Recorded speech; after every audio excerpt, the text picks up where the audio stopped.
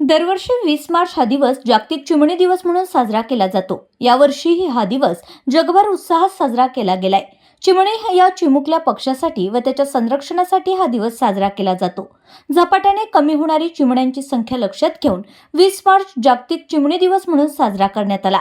तसेच येणाऱ्या पिढीला चिमणी हा पक्षी माहीत असावा या उद्देशाने हा दिवस चिमणी दिवस म्हणून घोषित करण्यात आलाय।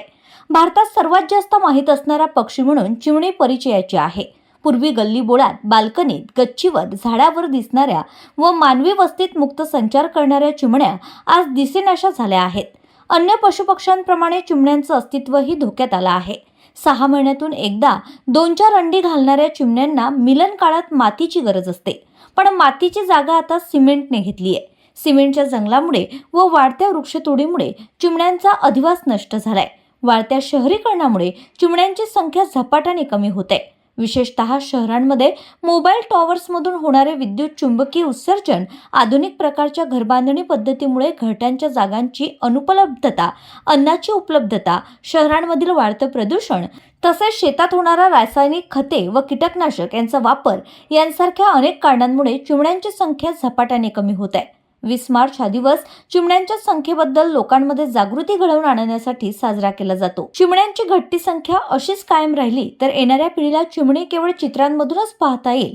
पक्षी हा मानवी जीवनातील अविभाज्य घटक आहे। सकाळी आपल्याला झोपेतून उठवणाऱ्या कोकिळेपासून चिमण्यांच्या किलबिलाटापर्यंत सारे पक्षी आपला सारा दिवस आनंददायी जावा यासाठी आपल्या कानावर आणि मनावर नादमधुर संगीताचे स्वर उमटवित असतात। जसे हिरवीगार झाडे बघून मन प्रसन्न होतं, तसंच पक्ष्यांमुळे मन आनंदी होतं।